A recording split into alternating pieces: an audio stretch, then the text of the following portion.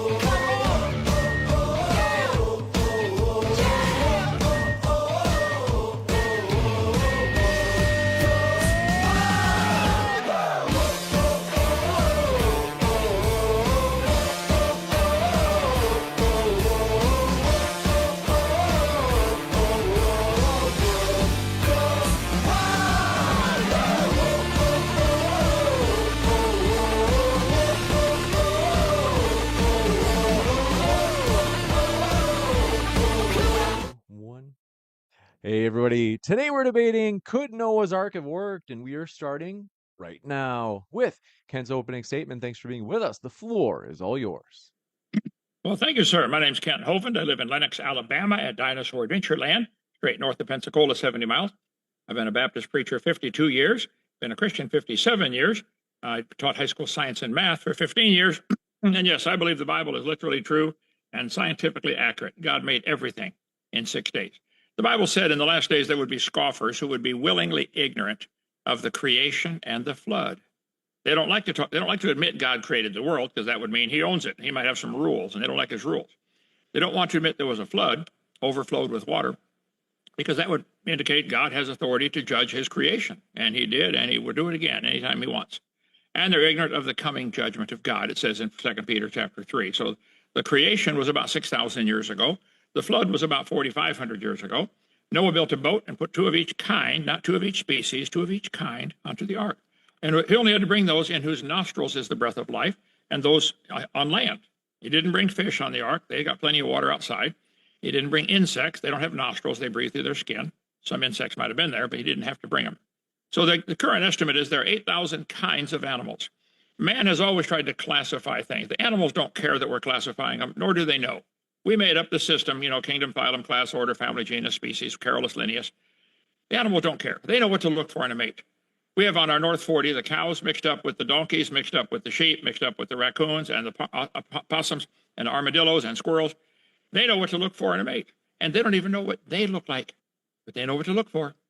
The Bible says they'll bring forth after their kind. So there are about 8,000 kinds of animals. Noah, being 600 years old when God closed the door on the boat, would be smart enough to know, bring babies of everything. So the idea of Noah fitting all these animals on one boat is not a problem physically for the size, nor is it a problem for the water or the any other. I don't know what he's going to bring up today. Donnie's going to bring up, or Daniel's going to bring up, but I think I can handle any of the questions. See, but keep in mind the disparity here. We're not asking for the whole world to pay for our religion. We believe in the flood. We're not asking for that to be paid at taxpayer expense in the schools. The atheists and evolutionists are demanding that everybody pay for their religion to be taught. Evolution is a religion. You have to believe in it. You have to believe that all the animals in the world came from an amoeba, which came from a puddle of water that got rained on the hot rocks. They believe we came from a rock. All the animals came from a rock, and they evolved slowly over billions of years. So, Daniel, the difference between our two beliefs is miles and light years apart. There's no comparison. Yes, I believe firmly God made Noah. God told Noah to build an ark, gave him the dimensions of what size to build it, and he could easily fit two of each kind. All the animals at the time of the flood, if you read the Bible, were vegetarian. Didn't have to have no carnivorous animals until after the flood, Genesis chapter 9, when the animals became afraid of man. Plus, he bring babies. Many animals, when they get in captivity or confined to a place like an ark, they get lethargic. They hibernate or estivate or torpor, different kinds of calm down, lay down, and sleep most of the time. So there's about 7 different ones, I think. Joseph, I should get that slide in here. Yes, I believe it's very feasible, and it's much more feasible than saying all the animals came from an amoeba, which came from a rock. That's much more feasible. So I take the position the Bible is literally true and scientifically accurate. God made everything in 6 days, like he said he did. And we have a lot of stuff on our website, drdino.com on that. We're on Rumble and Facebook and all these different channels, everything except YouTube. They keep taking us off. But go to drdino.com and watch my videos. Okay, Daniel, I'd like to hear what you got to say about this. I never met you, but go ahead. Thank you very much for that opening. And we indeed will kick it over to Daniel. Just a quick housekeeping note or two. First, folks, check out Kent's and Daniel's links in the description box below. We are a fully neutral platform hosting debates on science, religion, and politics. We hope you feel welcome no matter what walk of life you're from. And if you haven't heard, if you've been living on a cave on Mars and you've had your fingers in your ears, as you can see at the bottom right of your screen, DebateCon 8 Modern Day Debates official flagship conference is happening July 25th and 26th. Andrew Wilson, Destiny, you name it. We have a stacked card. Check out that link for that event in Dallas. With that, we'll kick it over to Daniel. Thanks for being with us. Daniel, the floor is all yours for your opening as well. Yes, thank you very much. Thanks for having me here again, James. I do appreciate it. It's been a while since I've been on the Monday debate. And I'm looking forward to debating Kent because it's a crazy topic to sort of debate on, but I mean, we're all here to have fun and let's see what everyone's got to say about this. But I mean, look, I'm going to be arguing the story of Noah's Ark. While culturally significant and meaningful to many, it's not a real historical event. It's important to make sure everyone understands what the story actually claims, because not everyone grew up hearing about it in detail. According to the traditional account, thousands of years ago, the entire earth was covered by a global flood.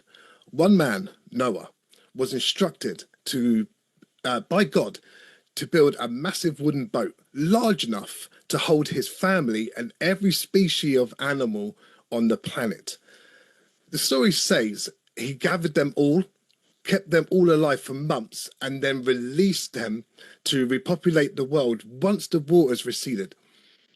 It's a dramatic and powerful narrative, but when we examine it through the lens of science, history, basic logistics, the story simply doesn't hold up as a literal event.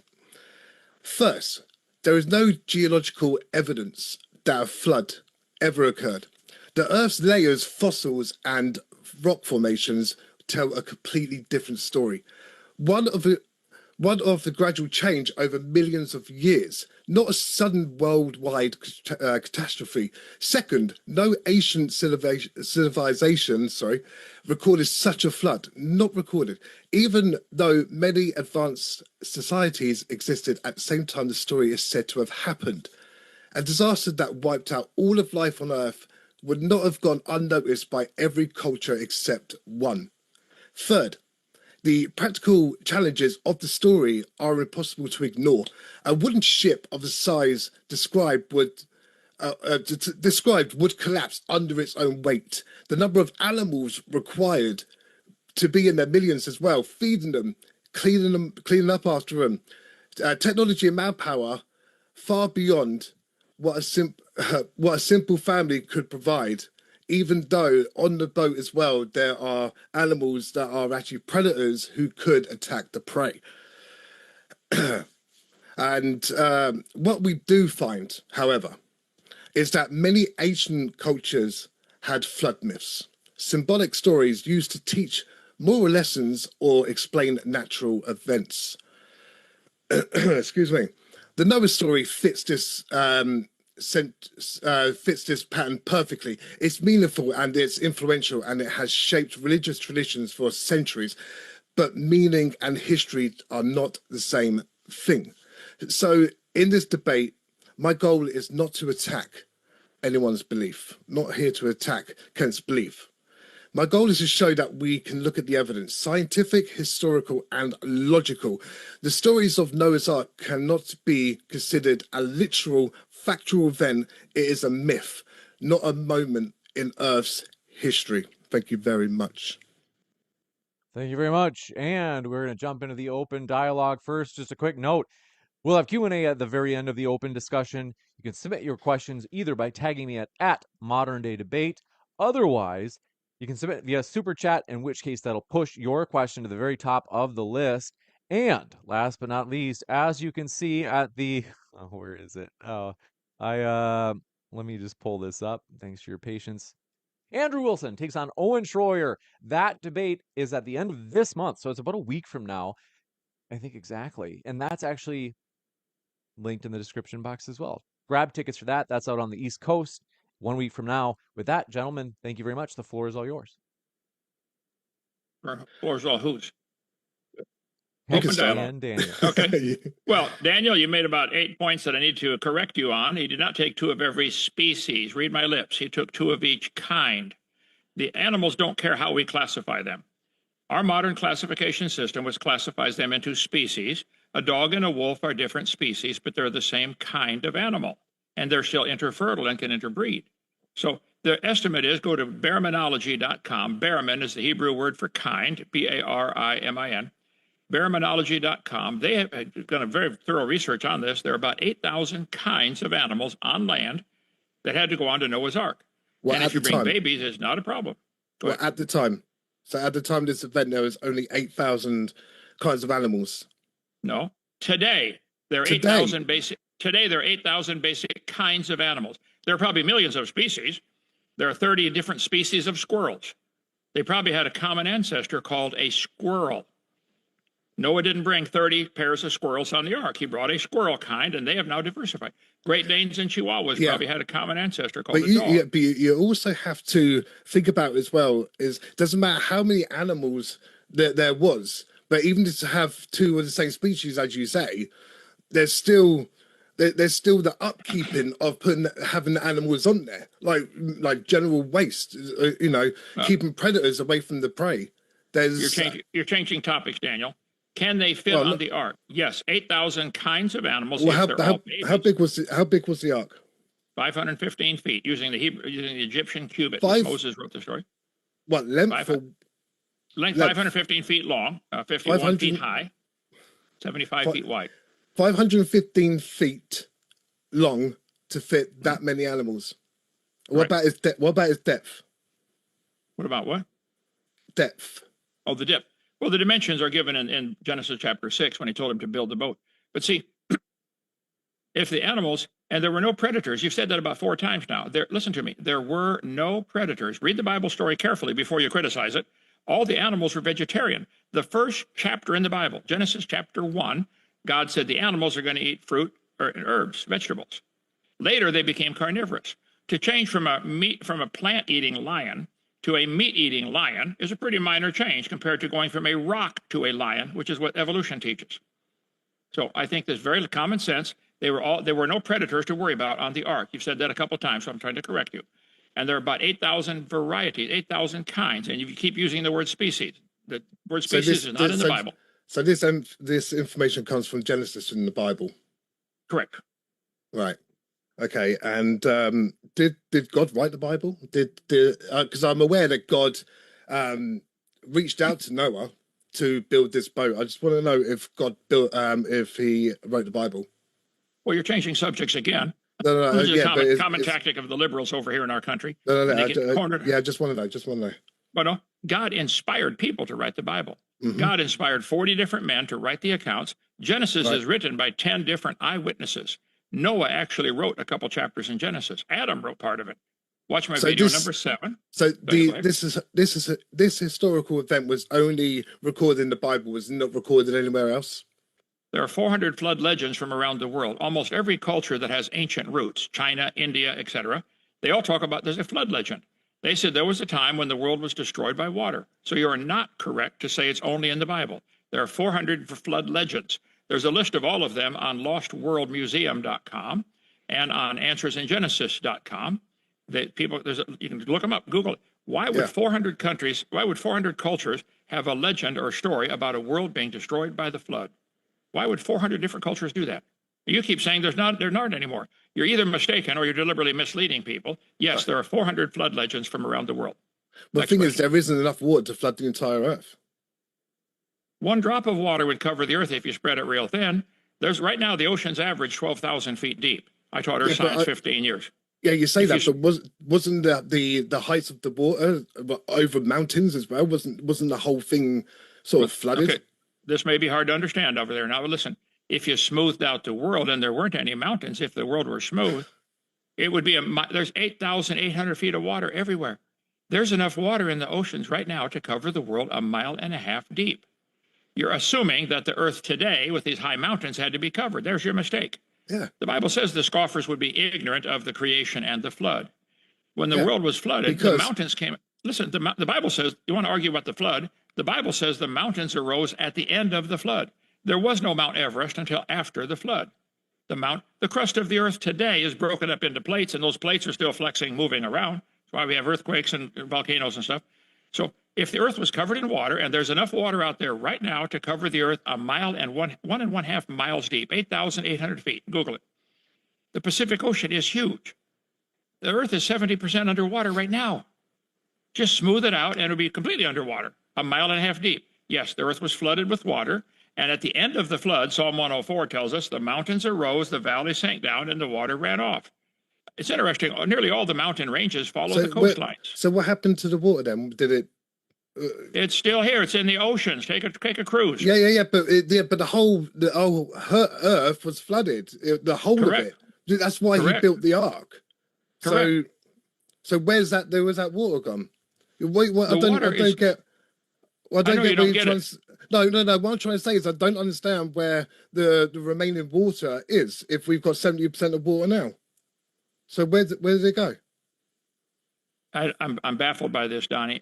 The Earth is 70% underwater right now, and it averages 12,000 feet deep. If the Earth were smoothed out and the mountains weren't there, if the Earth would just smooth everything out, the water would be 8,800 feet deep instead of 12,000, and it would cover the whole world. It's a simple physics, third grade science set. The Earth, Right. there's 1 cup of water would cover the world if you spread it real thin. There's enough water out there right now to cover the entire Earth, 8,800 feet deep. Google it. So yes, the water from Noah's flood is still here. It's in the Have you- oceans. We call them Pacific, Yeah, but Atlantic, and Indian. have you tried Googling if there was actual a geological flood that's been recorded? telling you, Except for reading Genesis. I just told you a couple times. Hey, one more time. There are 400 flood legends from I'm gonna look countries into around the world. Why would the Chinese who didn't know anything about the gonna Bible, look into couldn't that. care less? Why would the Chinese have a flood legend? They say the world was destroyed by a flood and one family was saved in a boat. One of the Indians. Well, in the boat that I they do had wanna, to I do build. want to just jump in just because we could have a debate on whether or not the flood happened too, but in particular about the ark. I just know that if folks click expecting it specifically on the ark, they're going to say this is more broadly Okay. on whether or not the flood happened. And so the feasibility of the ark, like whether or not it can hold all the animals, the food, whether or not they can get rid of the waste fast enough, all that stuff, Okay. are going to redirect us in that direction. All right. Well, I'd say that the ark's construction was impossible because the dimensions of the wooden ship is far too large for any humans to be built at the time. That's what I think anyway. Okay. Is At the I time. mean, well, exactly. I mean, there was Noah.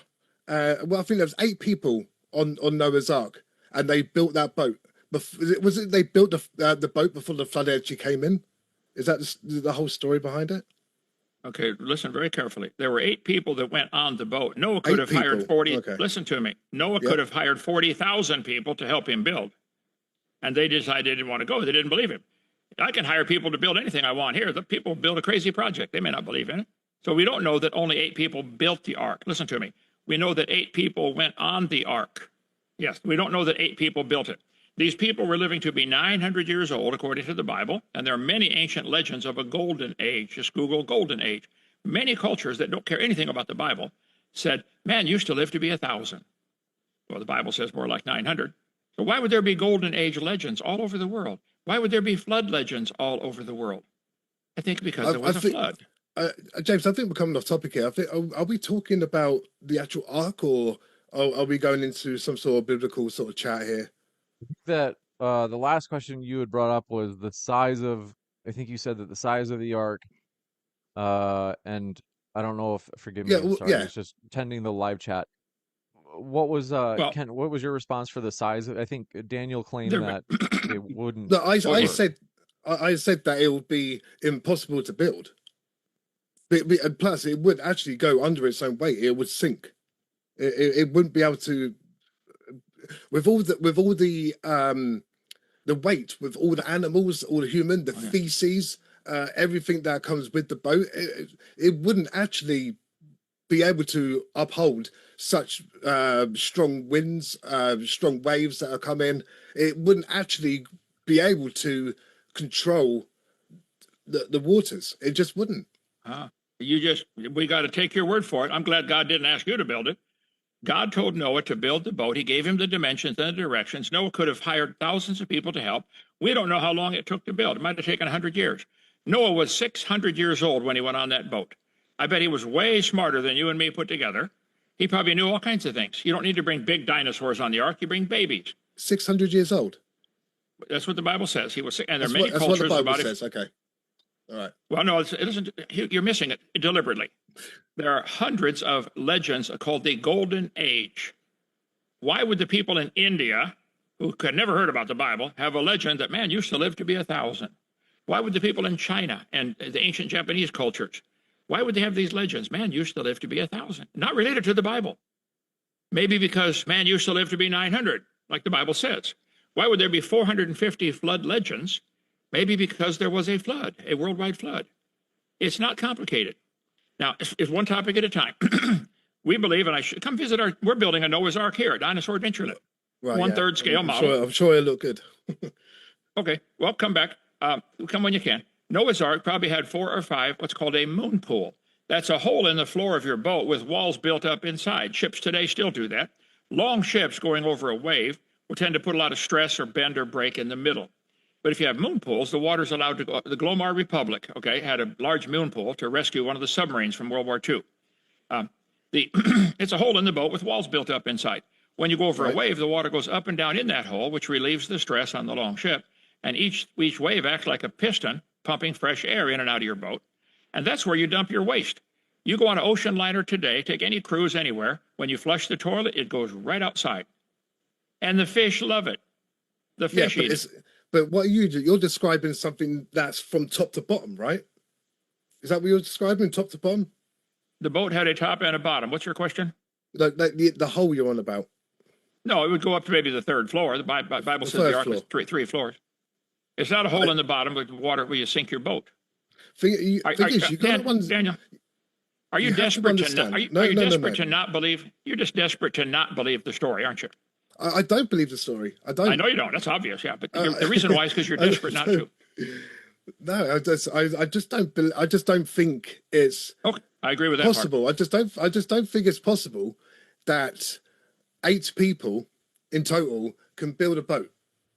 Then you're not listening. You're not listening at all. And then to get every single animal or 2 of each animal from around the world.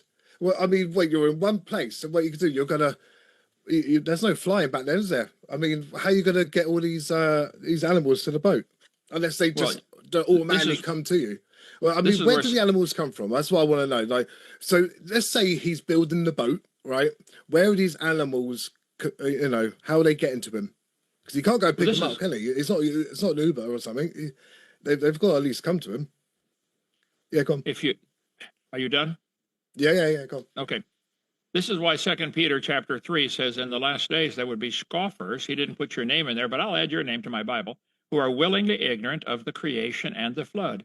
The world before the flood was not like it is today. Today it is 70% underwater. Before the flood, it was probably all mostly land. There were no oceans, just seas. The water was on the crust of the earth. It's now on the surface. Animals didn't have to come from anywhere. They were all, if you had a perfect world with animals, everything friendly, you'd have kangaroos and koala bears and everything living in nearby. The Bible says God brought them to Noah. 2 of each kind, a pink one and a blue one, came to Noah. He didn't have to go get anything. Noah might have taken 100 years to build that boat. Being 600 years old and having met his great-great-great-great-grandfather, all of them, you can see the chart here, Joseph, put that up. The people before the flood are living to be 900. Noah could have gathered information on how to do all kinds of things. And yes, there are thousands of wooden boats, millions of wooden boats have been built through history. Daniel, you need a little physics lesson here. I taught physics. If you load a boat down with some weight, it goes down into the water and it displaces. They call it the tonnage. They measure ships for how much water does it displace. Boats float all the time, all over the world. You need to get out more. So Noah's Ark could easily float.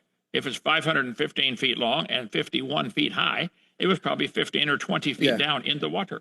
You take the weight of all the animals. A boat can float until it capsizes because of the amount of weight that is on it. Yeah, I agree. Very familiar with that. Yes, I agree. So Noah he didn't have that much weight. He probably had all babies, and a 515-foot boat, 51 feet wide, can hold a whole lot of weight. Did he have elephants on that boat? Probably babies, yes, probably baby everything. Baby elephants. Okay, so why would you bring big ones? Say it again. The purpose of bringing babies is multiple. They eat less, they sleep more, they poop less, and they live longer after the flood. And the reason you're putting them on the boat is to have babies after the flood.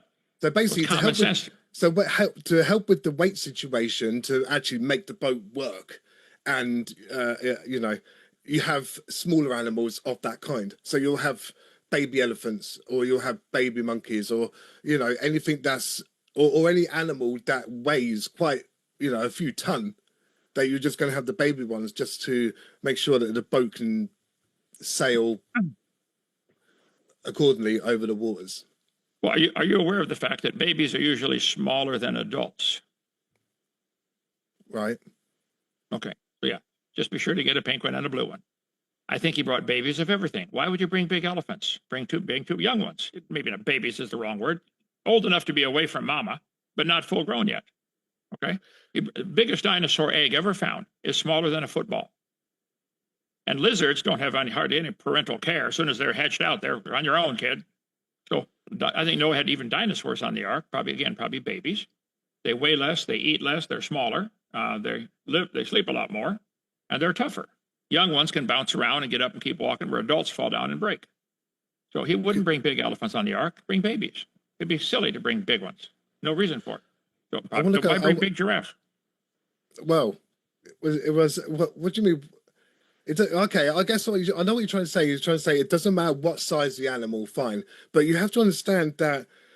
What would you say? 8,000 kinds of animals. Right. That was on the boat, and there was two of them. Yeah, 16,000 roughly animals on the boat. Yeah. Right. Okay. So if two of each animal, that is still a substantial bit of weight for the boat. It is. And it is. And you got to account for the food. You got to account for the actual people that are on it as well, which is probably wouldn't make a difference. Then what about the feces as well and everything? You know, the waste from the animals. What are you going to do? Just chuck them overboard or something? Or you know, you mentioned this wormhole, whatever it's called, but you said that. But you only said that that's 3 stories from the bottom or the top. Sorry.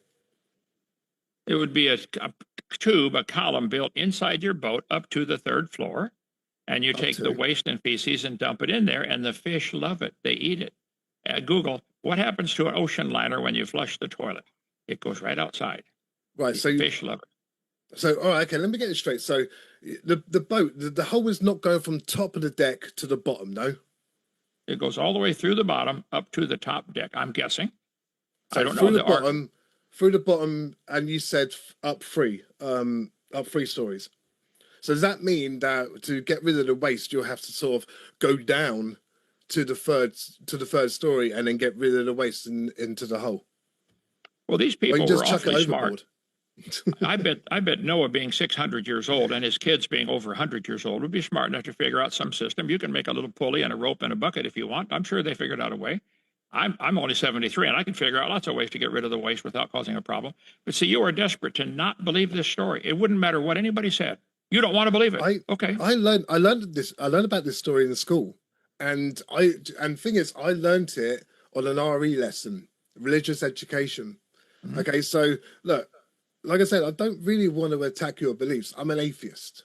Okay, and we can fix that. And I respect my brother's Christian. He believes in God and Jesus, so I respect him there.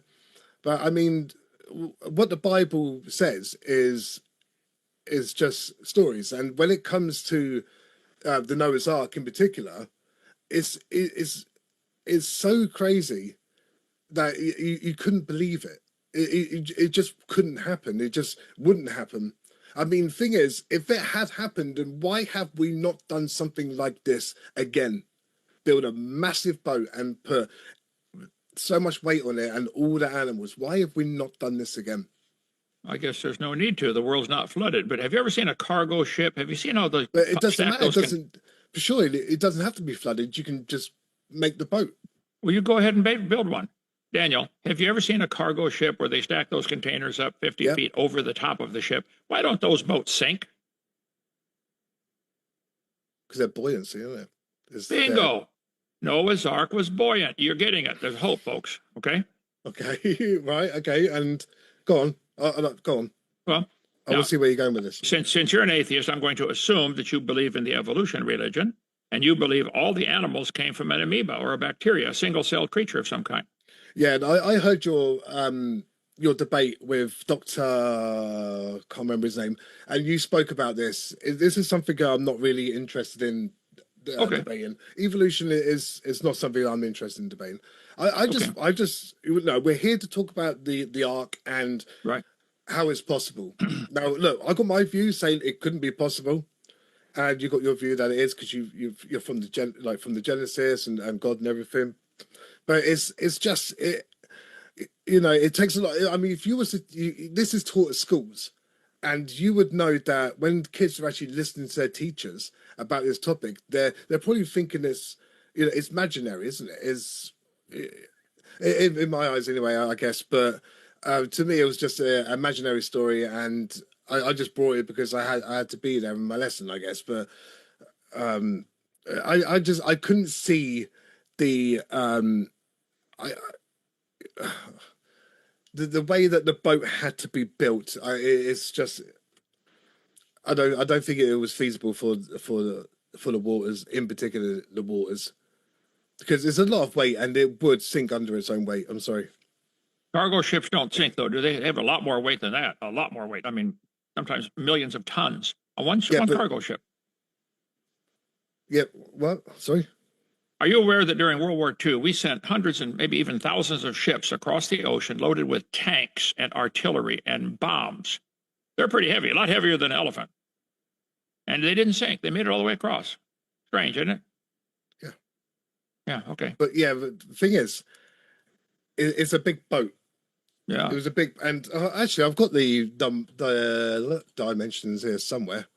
515 by 51 high by 75 feet wide, I think. It's a big boat to carry millions. Big boat to carry millions of animals. No, 8,000. Pay attention, son. Pay attention. 8,000 kinds, 16,000 animals roughly, plus Noah and his family. No problem. No problem at all.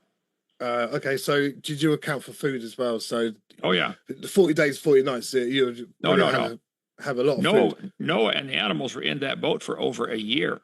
It rained for 4. See, Aristotle said something centuries ago. If you're going to criticize a document, which you're doing, the benefit of the doubt goes to the document. You've got to prove your theories wrong. I don't think you've even read it. It says Noah brought 2 of each kind, after their kind, after their kind, after their kind. And you still want to say species.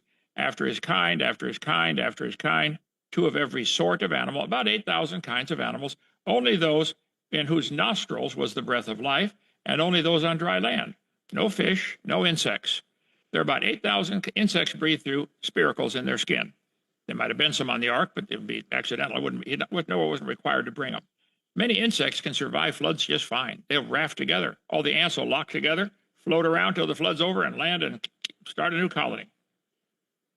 Many insects can survive. 45 years after the trees were blown into Spirit Lake from Mount St. Helens, they're still floating around. There are hundreds of thousands of trees floating in Spirit Lake 45 years later. I think Noah's flood is what made all the coal seams, made all the layers that we have to our Earth. The geologic column does not exist anywhere, Daniel. There's no such thing as a Jurassic Age. All the layers form from tidal pumping. The moon pulling the water up, down, every 6 hours, 12.5 minutes, means it's rushing in, out, sideways. That's where the layers come from. All over the world, petrified trees are found standing up, connecting all the layers. Let's see. You brought up 30 different topics. I can't keep up with them. I need to watch my video series. Well, the thing is, the topic is the ark itself. No, Noah's Ark. Okay. Yeah, exactly. So, okay, God had asked Noah to build a boat for whatever reason, because of the flood. Was the flood coming? Can you just educate me here for a second? Was the flood coming, and he had an amount of time to actually build the boat ready for the flood? Oh, he probably had 100 years warning. The floodwater came from inside the earth. The Bible says the fountains of the deep broke open. If you read science journals, you'll see they're now claiming there are probably 10 oceans worth of water in the crust of the earth. There's still lots of water in the crust of the earth. I mean, 10 oceans worth, much more than is on the surface. The Bible says the fountains of the deep broke open.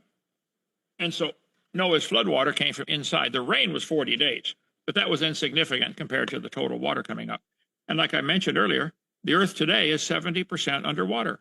All you got to do is smooth it out, push the continents down, smooth everything out. The earth would be 8,800 feet underwater right now. Every square inch of it would be. There's plenty of water out there to accomplish it. So don't use that as an excuse to not believe the story. If the animals were sleeping or experienced torpor or estivation or hibernation, which many animals do, and they were all vegetarian, Noah would just throw out bales of hay or whatever they had there, and they would go get it. There were no cages on the ark. There were rooms in the ark. Animals were all friendly. They just wander around. We don't go up and hand feed all of our cows and sheep. We just throw out a bale of hay. They find it. So I think the food is not a problem. The whole world at the time of Noah's flood was fresh water. The oceans are gaining salt every day. Google it. Are the oceans gaining salt? It's obvious, intuitive. All the rivers run into the sea carrying mineral salts. The evaporation takes out only the water. The salinity of the ocean today, 3.5%, could have happened in less than 5,000 years. If the whole world's fresh water, and all Noah has these moon pools in there, they're all full of 20 feet of fresh water, which you can't drain because your boat is sitting 20 feet down in the water. You just turn the valve to water the animals, and you got the food right there, and most of them are sleeping most of the time anyway because they're not active. They don't use much energy. Okay. So let's yeah. All right. Look, let's go back to the boat being built. So because I am generally interested to know. I'm not just trying to troll or you know, whatever. So he was told to build a boat. Where would the materials come from? It's a genuine question. I was wondering where the materials come from. The world at the time before the flood came was mostly land and mostly habitable. Today, the earth is 3% habitable. The rest is underwater, under ice, under deserts. So there were trees everywhere.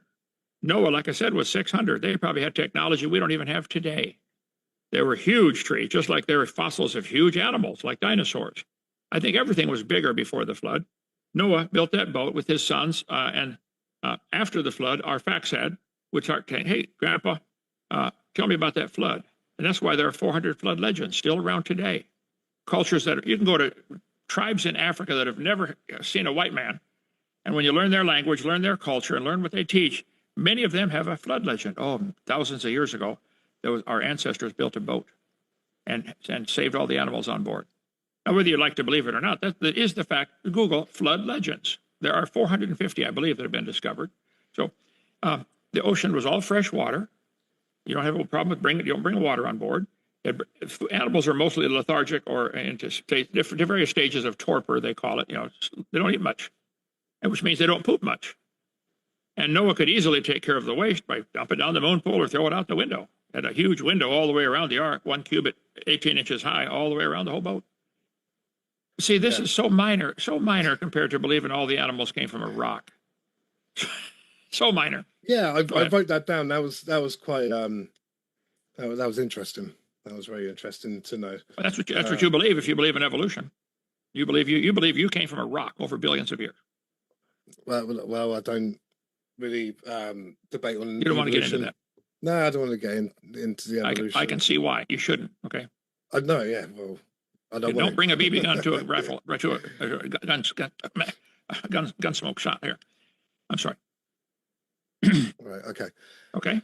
So what are your complaints about the ark? He could easily fit the animals. There are only 16,000 animals, probably all babies.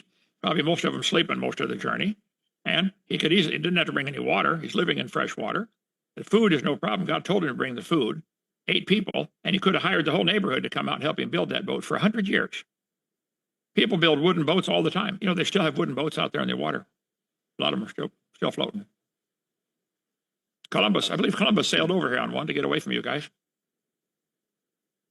It's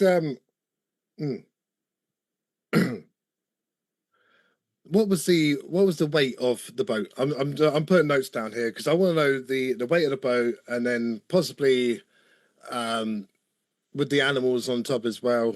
And because the boat it wouldn't survive. It couldn't survive the waters. I mean, I know. Yeah. You keep going to the tanker ships with what are they called? The ships with the cargo ships. Yeah, the cargo ships and everything.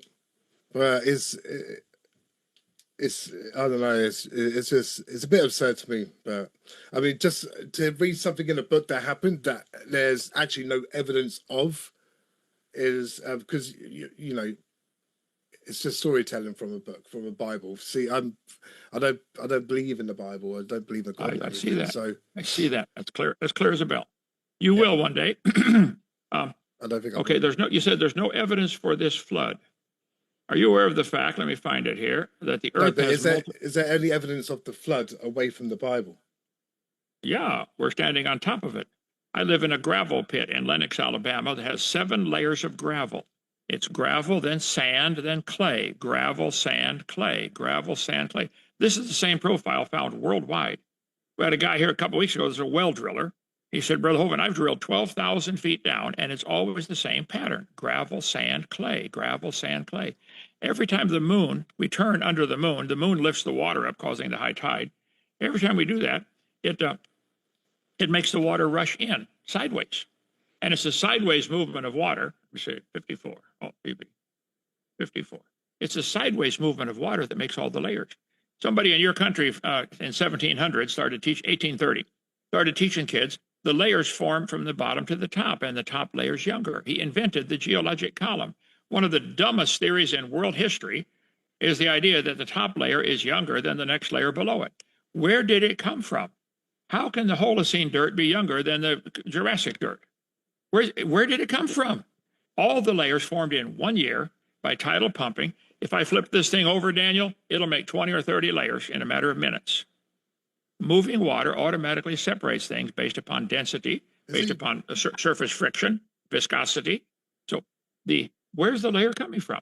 Outer space? All over the world, Daniel, petrified trees are found standing up. Petrified trees standing up, running through all these layers. Why on earth would anybody with one functioning brain cell believe the layers are different ages? How long does a dead tree stand around in your neighborhood before it falls over? The layers all formed in 1 year. There is no geologic column. There's your evidence for the flood right there. Are we still on topic? You asked, where's the evidence for the flood? I'm telling you. Yes. We'll jump back to the, not a problem. We'll jump back to the ark in particular. And then, folks, if you haven't yet, hit that like button. We do appreciate your support. Both of our guests are linked in the description box. Well, again, I would go back to Aristotle's dictum. Aristotle said if a person wants to criticize a document like he's doing, the burden of proof's on him. The Bible is true until it's proven wrong. We don't have to prove it's right. This book claims there was a worldwide flood and Noah built a boat. Probably took him 100 years. I don't know. He was 600 when he went on there, and he could have hired the whole neighborhood to build it. People build construction projects all the time, pick up their paycheck and go home. They don't care what you're building it for. They might have laughed at him, but they might have helped him build it. Maybe, we don't know. But the Bible says it happened, so you did not prove it didn't happen. You're just saying you don't believe. Well, that's fine, but don't call that science. Don't even call that logic.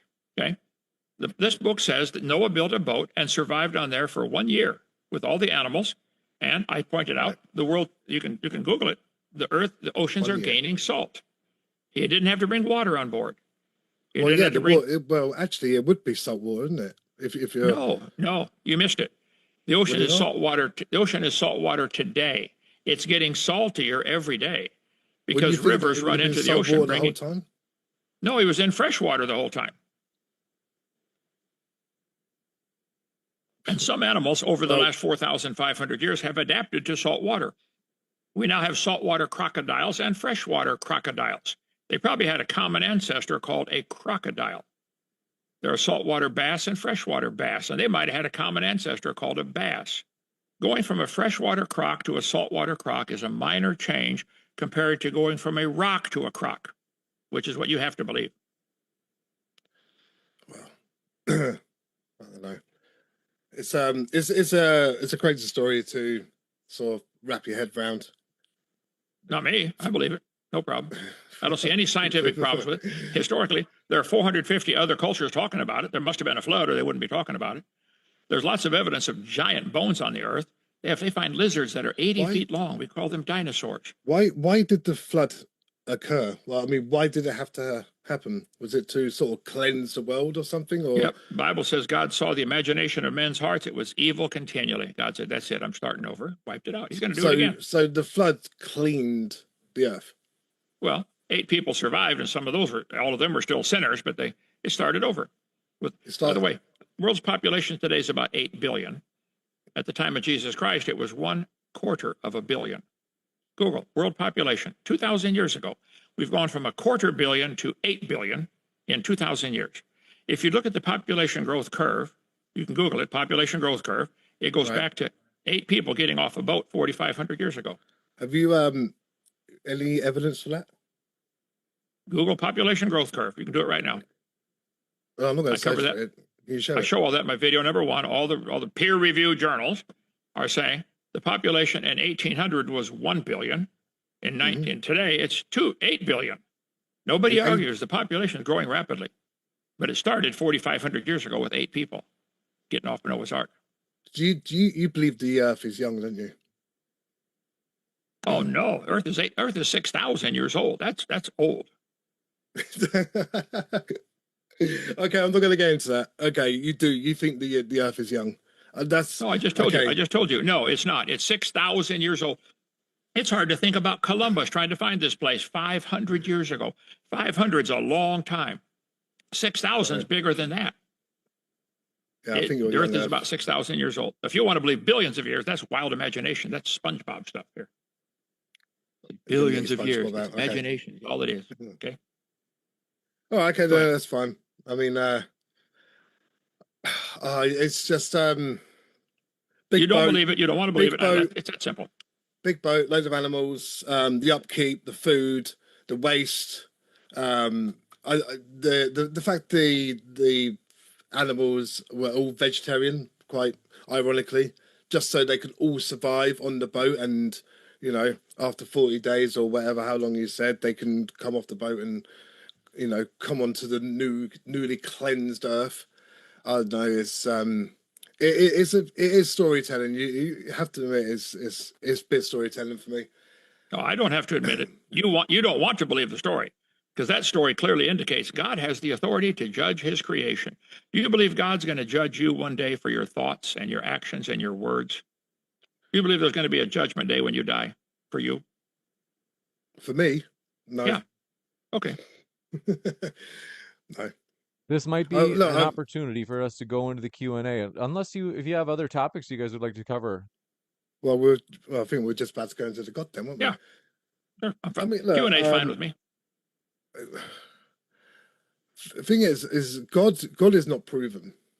In the way I see things, God ain't proven. There's a book that's written by many that said that God did this and God is that, and I mean, if God really does exist, I know I'm digressing here, but if God really existed, then why would things like cancer exist and things like that, viruses, anything that could be harmful to life? I mean, if he really did create us, and why would he want such bad things to happen to us in life? Wouldn't he want to create, Daniel, wouldn't he want to create a world and create people that want to live healthy throughout and not have to deal with I thought we just, because you mentioned God, I just wanted to give you my view on it. But well, you're onto a totally new topic, nothing to do with Noah's Ark. I did digress a bit. Yeah, let's have another debate then on that topic. Okay.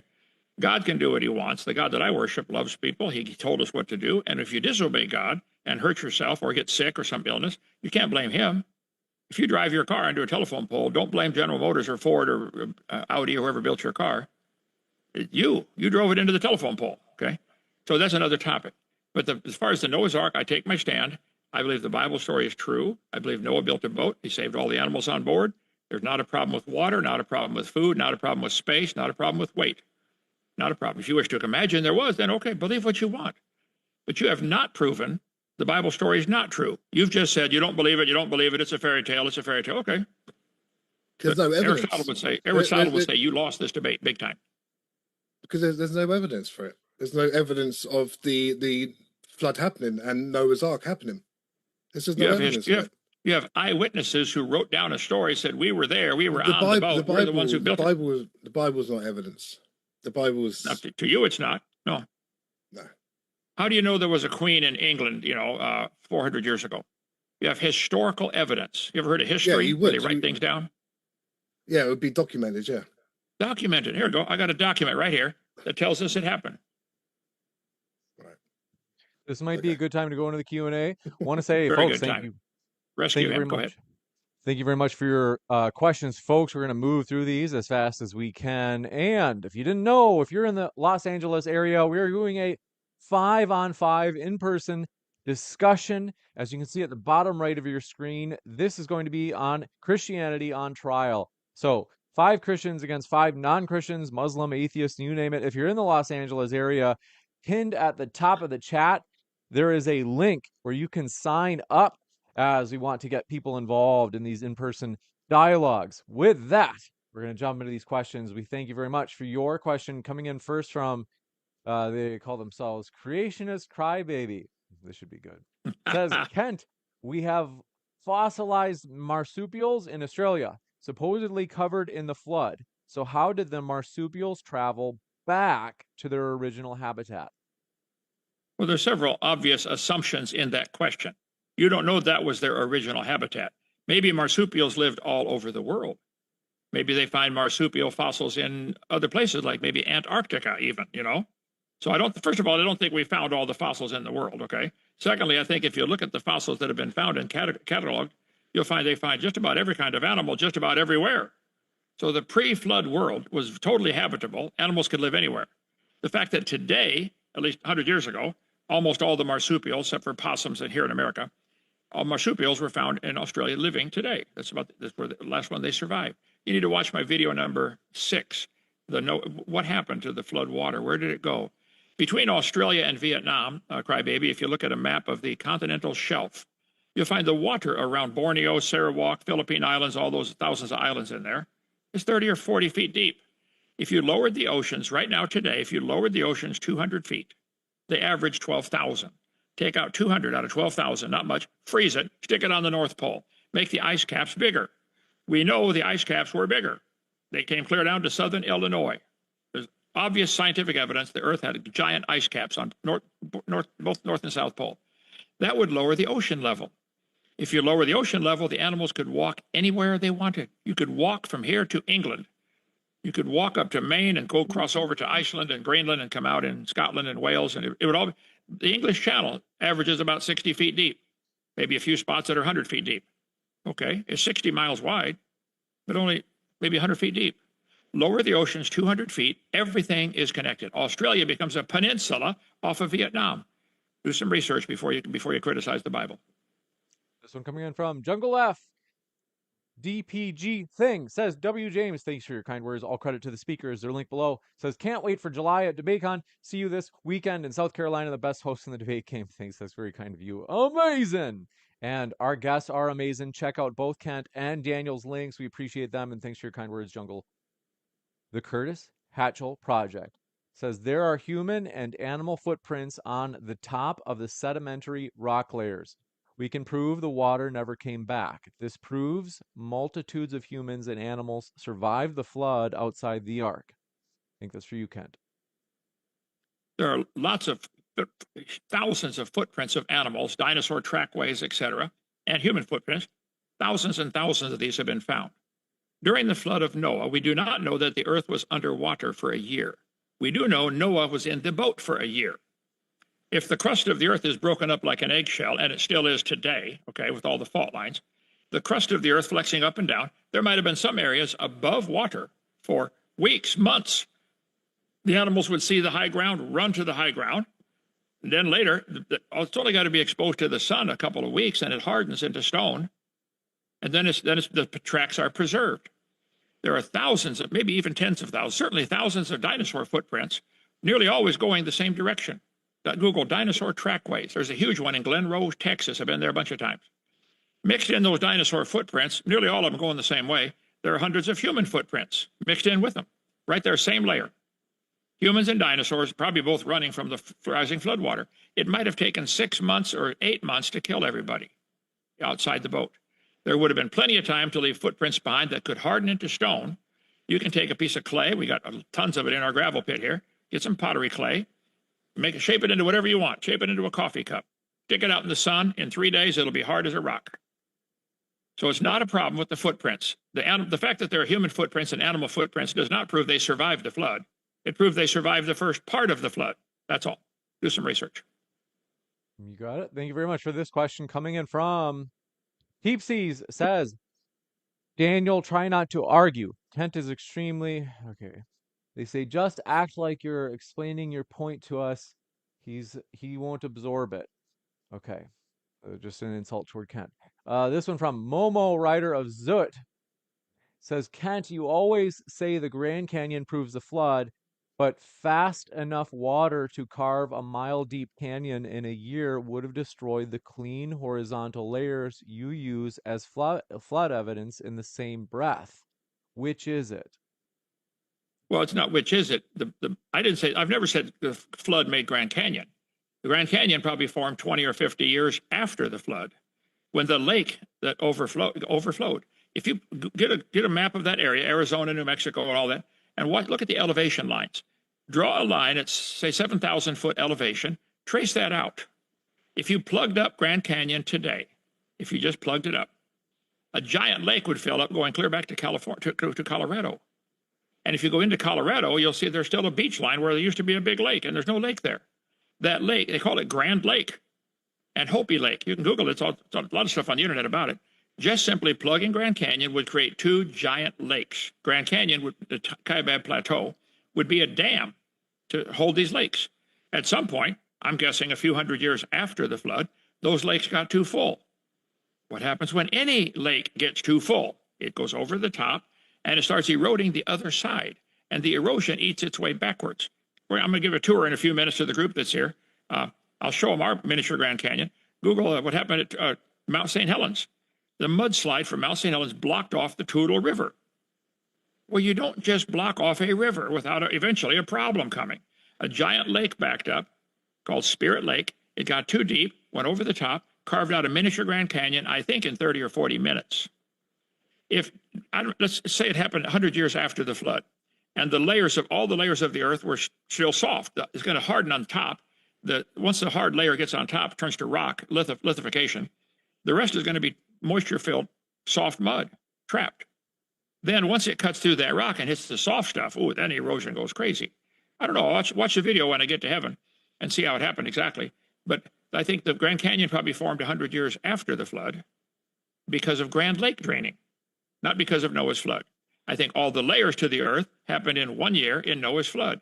You guys have never explained why we have petrified trees that are standing up. They're all over the world. Thousands of these are found. I just showed you pictures of them. I can get to my slide. I got 40 million slides here.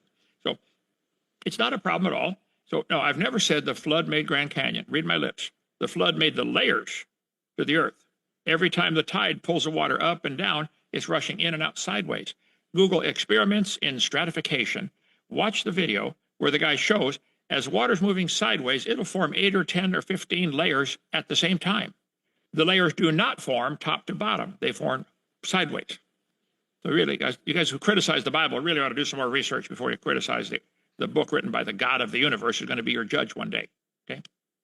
So, and from the Curtis Hatchell Project. And folks, if you haven't yet, hit that like button. We do appreciate your support.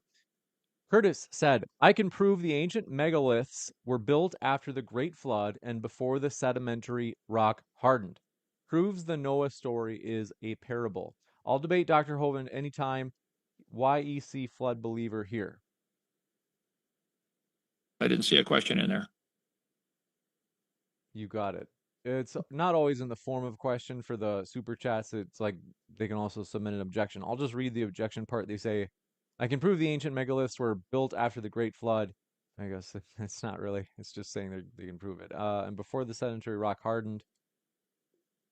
So yeah, I think it's just a statement. It's just more of a statement. They also said the babies would be full grown after a year, so what good would it actually do? They're saying if they brought babies on, Kent. How long does it take an elephant to mature? Joseph, Google 3-year-old elephant. How big are they? I think, it's been years since I studied this, I think they don't reach maturity till about 12 or 15, okay? So a baby elephant is smaller than a big elephant. This one from Mo Ryder. They say, also, Kent, please address the heat problem. ICR, Answers in Genesis, and Creation Research Society all acknowledge this is an issue for the global flood model. Okay, hang on. Leave that up, Joseph. A 3-year-old elephant calf typically stands 3 feet tall and weighs 600 to 900 pounds. So a 3-year-old elephant is still only 6 feet tall, 3 feet tall. So I don't know. They're trying so desperately to not believe the Bible because they don't like that book. Because this book says things like, thou shalt not commit adultery. They don't want that rule in their life, do they? That's why that's really what they're running from. It's sin in their life. Okay. As far as all the layers of the earth, there are no soil built up between them. There are no tree roots between them. There's no vegetation growing. All those layers formed in 1 year. And what was the last comment he had on there? I forget, Mr. Donnie. They said James. that all these institutes acknowledge this is an issue for the global flood model. Here's the problem. Some of the creationists disagree with me on this. They're wrong and I'm right, okay? The Bible says there was water above the firmament. It says clearly in Genesis chapter 1 and 2, the firmament is where the birds fly. That would be the atmosphere. There used to be a crystal canopy, I think 2 or 3 fingers thick, a crystal dome over the whole earth, squeezing all the air currently is 50 miles out. Air is about 50 miles thick, or atmosphere. If you squeezed it down to 10 miles and surrounded it with a crystal canopy, the crystal could be held up, super cold ice, held up by air pressure like an inflatable building. There are some huge inflatable buildings out there, and the air holds the roof up. That's what holds your tires up. Okay, and then it could also be held up by the Earth's magnetic field because super cold ice is magnetic. When that canopy shattered, the air would expand out to the current 50 miles. When air expands, it absorbs heat. That's how air conditioners work. That's why if you hold a can of hairspray or spray paint, hold the button down, the can gets cold in your hand. This is the whole principle behind air conditioning, okay? So no, there's not a heat problem at all. The heat supplied by the latent heat of condensation when it rained, or the movement of the crust of the earth, sure, there'd be heat generated, but it would be equalized or dissipated or neutralized by the expanding of the air. Prove I'm wrong. This one from Bubblegum Gun says, Kent, how did kangaroo surf to Australia from Ararat? Well, what a bunch of assumptions in that question. They don't have to surf anywhere. You could walk to Australia. I said that earlier. Lower the oceans 200 feet. Freeze it. Stick it on the North Pole. Make the ice caps bigger. And we know the ice caps were bigger. Nobody argues about that. There was an ice age. If your ice caps are bigger, then the continents are bigger because the oceans are smaller. If you lowered the oceans 200 feet, you can walk. You don't need to surf. You can walk to Australia from America. You could walk from America over to Greenland and Iceland and England or Norway. You could walk to Australia from here if you lowered the oceans 200 feet. Kangaroos getting off a Noah's Ark in Turkey, animals would spread out. They had 400 or 500 years before those ice caps would melt back. It would take 400 years for that much ice to melt back. As it melted back, it would slowly raise the ocean level.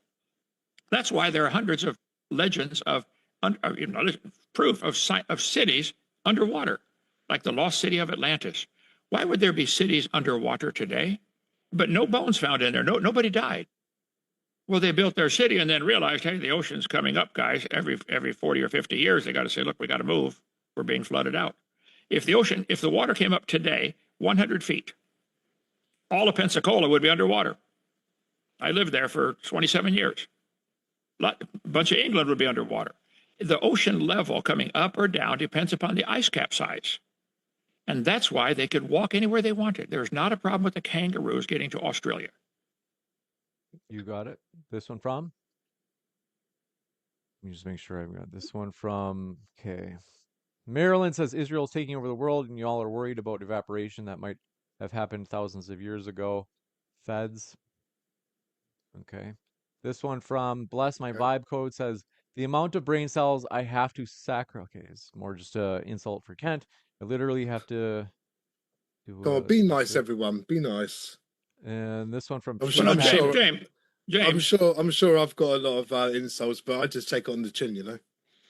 James, if they have to sacrifice brain cells, if they want to debate me, I would suggest they keep every functioning brain cell they have and call for a debate. 855 Big Dino, extension 4. Anytime. Take it on the chin, mate. Take it on the chin, Ken. This one from Chase Hatchet says, can't wait for Professor Dave to rip this up. Kent's old rival, Professor Dave. That was your... Wait, hold, James. Oh, yeah. James, why does Professor Dave rip my videos up after I'm there and I'm not there to defend myself? Tell Strawberry Dave to call for a second debate. He's a coward, okay? I'll debate him on any channel, but when it's shut off his mic, when it's my turn to talk, shut off my mic when it's his turn. Equal time. There is no evidence for evolution. That guy thinks he's related to a strawberry. I don't care anything he believes. I would, if he told me it was raining, I'd still go outside and look. We'll jump Okay. to the next one. Anytime. Call him. All right. Kent wants round 2. This one from the Curtis Hatchell Project says, Kent argues against evolution, but his religion doesn't work without it. No human or animal has a common ancestor. That's pseudoscience for the ark. That's a generic, empty, airheaded statement, okay? We know humans produce humans. That's been observed many times, okay? We know cows produce cows. That's been observed thousands of times. We do not know that cows and humans have a common ancestor. That has never been observed. We observe. Science is what we can observe, study, test. It's science to say all the humans probably had a common ancestor called a human. It is not science to say the humans had a common ancestor, which was an amoeba. This is the chart they want all of us to pay for, to be taught to the kids, that humans have a common ancestor with frogs, and that ancestor was an amoeba. This is not science. This is a propaganda poster. This is stupid. Tell them I said so. I'll debate anybody on that topic. There's no evidence at all for that chart. God said 20 times they would bring forth after their kind. You know, frogs always have baby frogs. No exceptions. But they've got frogs connected to whales on here, and hippopotamus, and humans. So I would ask, I guess, Daniel or Professor Dave, I asked him, Dave, your chart shows humans related to strawberries. Do you believe you're related to a strawberry? He said yes. Ask him, he'll say it again. You'd have to go to college for years to be that stupid. You couldn't do it quickly. Josh J says, we have rocks that are 4 billion years old. I'm assuming they're referring to radiometric dating. Kent, what are your thoughts? How do you know that rock is 4 billion years old? I live in a gravel pit. We got billions of rocks right here. Come ask any one of them. Here, I'll find one here. Hey, look at this. How old are you? That is stupid. I'm sorry, dumb. This one from, do appreciate your question. Rational Nomad says, if the Egyptians were a result of curse after the flood, why do we have proof of their pre-flood existence? Where is water damage? We'll give you, they say, one topic at a time. Well, yeah, we'll give you a chance to answer that. Okay, I think everybody who studies Egyptian history will admit they greatly exaggerate the date. This guy was the king for 200 years or whatever. They built huge pyramids to bury these guys in. They exaggerated. I don't think anybody that knows their stuff really trusts Egyptian history for giving the correct dates. Okay, I think some of the people might have come before the flood. That civilization might have been preserved in records. Okay, there were civilizations before the flood. The flood would kill all the people. It doesn't kill the history. Then after the flood, the people started building cities. And if they're still living, if you look after the flood, they still live to be 400 years old. You could still learn a lot in 400 years. You could still build a lot in 400 years. And you could go talk to your great-great-grandpa, Noah, who's still alive. So I think the knowledge was incredible. The technology was incredible. They would probably look at things we do today and say, why do you do it that way? This is much simpler. Moving heavy stones, for instance. We have no idea how they moved those 400-ton stones. We can't do it today. How did they do it? They did it. These megalith stones. So I think we need to back up and quit saying we're smart, they're dumb. I think it's quite the opposite. We got people today who believe they're related to a strawberry. I think we've declined in our intelligence. Oh, God. This one from, they say, where is water damage on Saqqara pyramids? I don't know that the pyramids were built before or after the flood. What damage would a flood do to a pyramid? It's a stone building. It could be submerged for only a few days. How long does it take to drown somebody? I think for some parts of the world might have. Noah was in the ark for a year. That does not mean the whole world's flooded for a year. Part of it might have been underwater for a few weeks, and that's it. So the pyramids might have been built pre-flood. At least the Great Pyramid, I suspect, probably was. It was the casing stones of limestone, 10 foot thick, I believe, 144,000 casing stones on this pyramid. They were so tightly fit together you couldn't even find the seams, let alone put a piece of paper in there many times. So a flood would get it wet and dry out and be done. What evidence would you want to find? If it's only underwater for a couple of days or a week, it's not going to leave any problems. Especially if it's built that tight, watertight maybe. Chase Hatchett says, an adult elephant is bigger than a baby elephant. Say, thank you, Kent. That was because that guy's he's catching on. He's catching on. By the way, adult cows are bigger than baby cows too. you got it. This one from Did it say they had big elephants or small elephants on the ark? No, it just says 2 of each kind, not species, 2 of each kind. Okay, so you don't know if they were big elephants or they were small elephants. No, I would just say it's common sense. I mean, I'm not 600 years old like Noah was, but I'm smart enough to figure out and bring babies. this All right. one Could have been any. from. Do appreciate your question. If you haven't yet, hit that like button, folks. Chongo, we didn't see your question attached to your super chat. Thanks to your super chat, but if you wanted to attach a question, it wasn't there. We are gonna do. Los Chongo says, James, where's my super chat? Yeah, your super chat is the one you didn't attach a question to it. Quick, submit it in chat while I plug the speakers. Folks, you can find both Kent and Daniel linked below. What are you waiting for? Check out their links right now. Even if you disagree with them, there's value to hearing it straight from the horse's mouth. In other words, rather than hearing someone summarize what they say, you might kind of miss something with the paraphrase. You can go straight to their channel, straight to their website, and hear it from them. And I'm going to look for Chongo's question really quick as I'm just waiting for him. If you haven't yet, hit that like button no matter where you're watching. And also, DebateCon 8 this summer, as I had mentioned, grab tickets for that. That's linked in the description box. And if you have a TikTok, the Modern Day Debate TikTok is linked both in the description box as well as I'm going to put that in the live chat right now. Help us get to 10,000 subscribers on TikTok. We are getting progress. We think by the end of the year we can hit 10,000, which would be amazing. And Chongo, this is the last call. I'm going to look for your question, then I'm going to let these guys go. Chongo's like me. He's still waking up. No question attached. Chongo, so Chongo's going to the bathroom. I'm not going to keep you guys here any longer. Chongo, so we'll read a question for you for the next debate. But I want to say thank you, Kent, and thank you, Daniel. It's been a true pleasure having you guys here.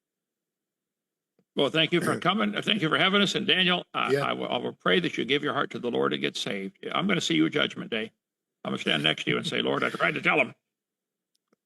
Kent, it was nice to meet you. Thank you very much. Thank you for your time, James. Yeah, thank you very much. It's been fun. My pleasure. I'll be right back in a moment, folks. Stick around. I'll let you know about upcoming debate. Thank you.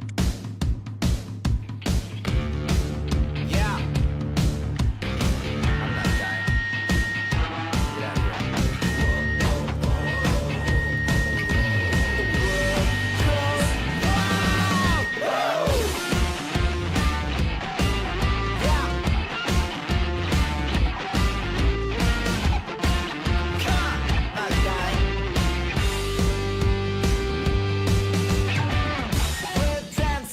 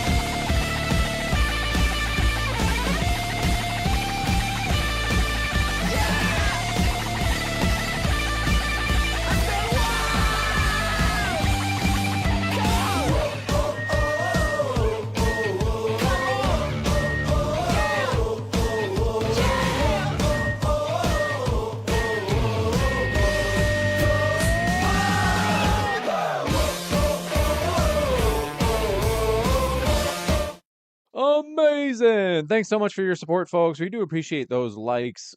They are amazing likes.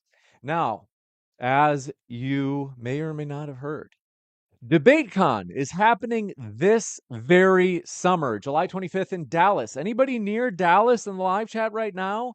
As you can see behind me, tickets are linked below in the description box. Dallas, Texas, July 25th and July 26th. So July 25th, the first day, is the religion debates. The 26th is the political debates day. So they have their own day. And I've got to tell you, the tickets are linked below. So I'm going to put those right now in the old live chat. Is check it out. We do expect to sell out, like no doubt about it. Right now, I'm actually a little bit nervous that we're going to have to find a new venue. Like, I'm not exaggerating. We always anticipate they're going to be big, and we always book a venue where we want it to be full, because you don't get a 500 chair room if you're going to have 200 people show up. That just looks weird and sad to have less than half the room filled. We always get a venue that will sell out. This one, I'm so worried though that it's not that I think it's going to sell out. It's that I think it's going to sell out way earlier than I expected. Like, no joke, right now, it is insane. People just keep buying their tickets early. We are literally over 3 months away, and we were just the last time I streamed. I think that was like 2 days ago on Saturday. We were at 114 tickets purchased. Now we're at 125. I think we're probably going to land around 300, and we might have to get a different venue that's bigger. It would be on the same date, that's for sure. But I'm a little bit nervous that, given how popular it is, it's a good problem to have. We might have to get a different venue. So get your tickets right now, because I don't know if we're going to get like the venue. I'm not sure. Get them, because I don't know if we're going to be able to find a bigger venue. It's already been very hard to find a venue that can fit 250 to 300. So to find one that's affordable, uh, that's going to fit like 350 to 400, which is I think where we might actually land for ticket sales. I'm like, Brandon S. So grab your tickets now, grab them soon, secure your ticket. And Brandon S412, thanks for asking, says, can you ever have a debate on the East Coast? Actually, amazing. It's amazing that you asked. I'm going to pin right now in the live chat. Andrew Wilson will be taking on Owen Schroyer on the East Coast, University of South Carolina. So that is pinned in the live chat. It's also in the description box if you're watching later and there's no live chat. Find that in the description box below. Andrew will be at South Carolina. So yes, right there on the East Coast, just like you asked. And that's about a week from now. So that's 8 days, because it's going to be next Tuesday. So I'm going to fly out this coming Sunday, which, oh, that makes me think I've got to think about planning my schedule around my sister's. I'm going to have breakfast with my sister, but plan around breakfast with your flight departs. So that's amazing. Now do hit that like button. We appreciate it. It does make a difference. Seriously, every time you guys hit a like, I get one more hair on my chest. Help me to become a real man, finally. I need all the help I can get. Now, if you're like, bro, South Carolina's cool, but I like North Carolina. Well, amazing. I'm putting another link in the live chat right now. It's also in the description box. Rachel Wilson will also be debating next week. So that'll be on next Wednesday at North Carolina, Wilmington. So it's a University of North Carolina, Wilmington. So satellite of the University of North Carolina. Come out, see Rachel and Andrew debate on each of those days. I'll be there. The reason that I'm promoting it is because Uncensored America has very graciously said, hey, you want to be the moderator? And I was like, amazing. I'll be the moderator for that. And it really is. It's going to be huge. So I do love doing the in-person events. Are just fun. It's fun to meet people. Everything is more enjoyable in person. Like, I like movies, but, watching a play is even more, you know, music is good, but it's even better in person. A baseball game is, I actually don't think baseball game is cool to watch on TV, but I would watch it in person, actually, because everything in person is just better. But thank you for coming by. iPhone Musings, I appreciate your support. Thank you for coming by. And Life in HD 9218 says Uncensored America is amazing. And you're right, Uncensored America is amazing. Those are their events. So those two debates with the Wilsons next week, that is put on by Uncensored America. And they just said, hey, James, you want to collaborate? Would you like to be the moderator? And I was like, heck yeah, that'd be awesome. And it will be so fun. MetTube user, thanks for coming by. And Native Wildman 9335, thanks for coming by. And thank you both for being members. Exotic Spida, good to see you again. Nasty guy, he's going to jail. Blaster Master 80, long time viewer. How many years has it been? Because I feel like you've been around since like the non sequitur show days. But yes, a Houston 06 says, hit the like, guys. James, bring in the fire. I appreciate your support. Please do hit that like. Now, in addition to those events, which are linked in the description box, we have a new Facebook page. If you would like to help Modern Day Debate, I want you to check out our Facebook page. It's linked in the description. It's also linked in the live chat as we were trying to grow that bad boy. We are uploading clips soon. We're waiting on Facebook to give us a thumbs up on something for uploading the clips. And not only that, maybe you're like, James, I don't use Facebook. That's for boomers. But don't worry. If you have a TikTok, help Modern Day Debate get to 10,000 viewers by the end of the year. That's our goal. We want to get to 10,000 viewers by the end of the year. Right now we're at 3,800. So we're at a great start. And I totally believe we can get there. So basically it's going to happen. We're determined. We're excited about it. It's been blessed that it's already off to a great start of growth, and we want to get to 10,000. So our TikTok is linked in the description box, and it's also pinned in the live chat right now.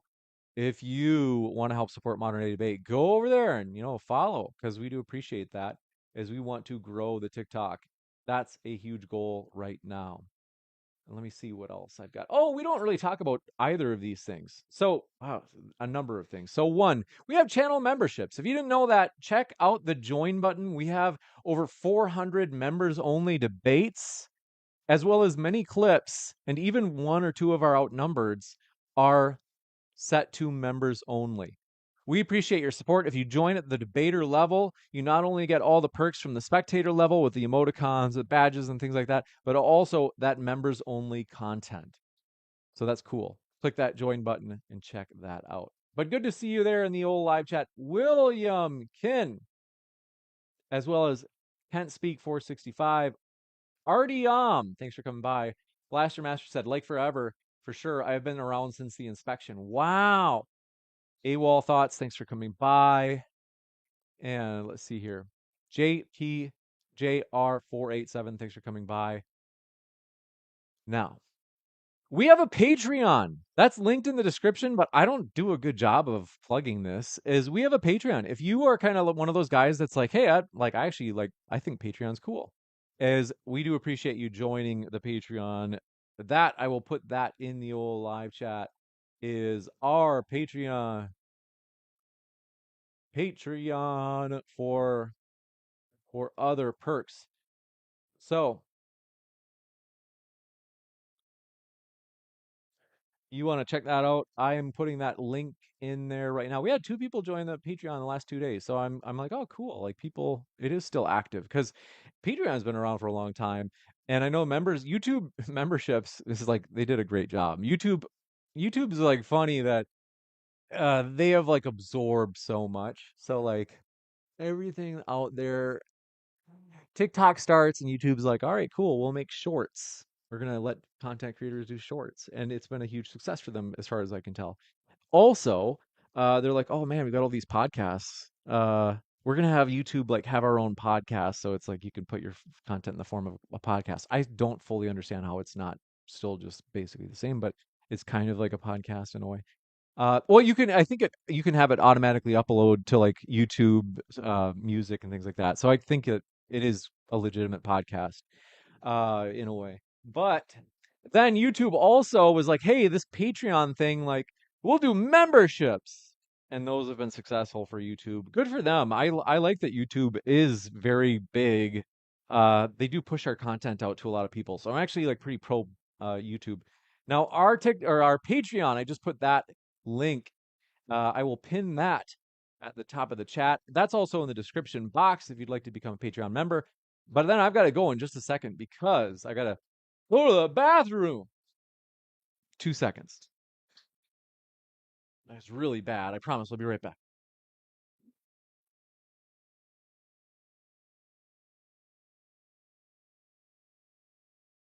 Amazing.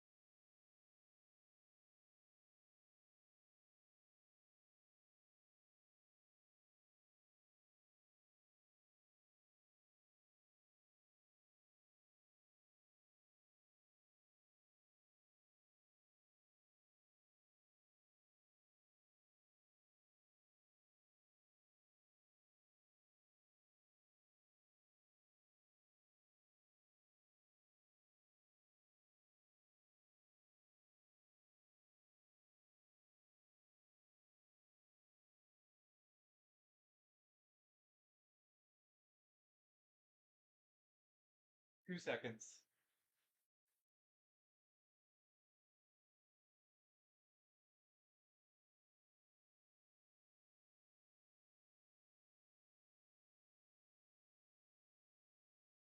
Is it already 1 o'clock? I've got to go pretty quick here. I usually go to the coffee shop and work.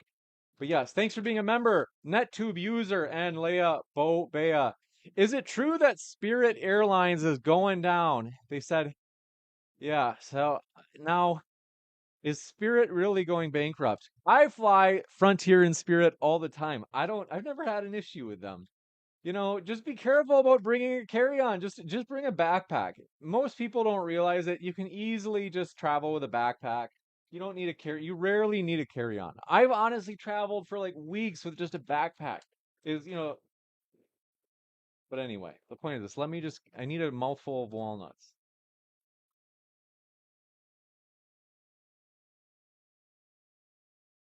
Hmm.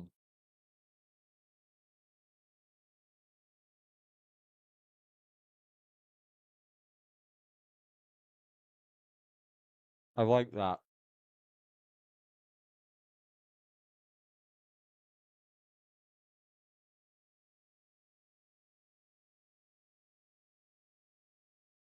Well,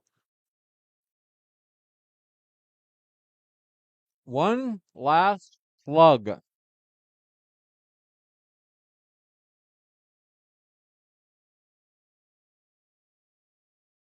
Modern Day Debate has a Discord.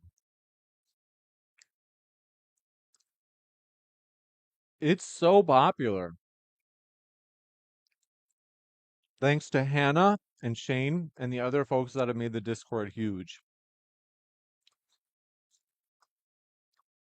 Join over 16,000 members and enter the debate arena with the link for our Discord, which is in the description box or pinned at the top or bottom of chat.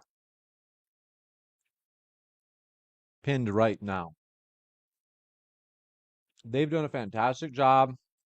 I've had nothing to do with how successful it is. They do such an amazing job. They do all the work. And people debate there. They have fun. It's a great place to get experience for debating. You can listen to debates, whatever you want. It's a great place to hang out. But yeah, from the word on the street, because I don't know about Discord, whenever they find out, they're like, you have over 15,000 Discord people? Now over 16,000? People are like, whoa. I guess that puts the Discord in like the top, like 99, or yeah, like 99th percentile. Like, so very popular. Check that out. All credit to Shane and Hannah and others. NetTube user, thank you. I appreciate that. But yeah, thank you guys for all your support. AZ, I see you there in the live chat. Elmer Gutty, 1994. Thanks for coming by. Thank you guys for all of your support. Life in HD, Exotic Smita, nasty guy going to jail. Not really. He's a nice young man. Chief Tuscaloosa, thanks for coming by. Crooker, too, thanks for coming by. Thank you guys for being subscribers. Hagios Mindset, thanks for being a subscriber as well. A Houston06, thanks for being a subscriber. Thanks for all your support, guys. I love you. We already have another debate this week. So if you haven't yet, hit that subscribe button, as we might have a debate with Destiny this week. Rob Noor will return this Thursday. That'll be another big debate. Then Vocab Malone on whether or not Black Americans are the original Hebrew Israelites in the Bible. Very controversial. Get ready for that one. And then we might have one on Saturday. That's up in the air. But thank you guys for your support. Keep sifting out the reasonable from the unreasonable.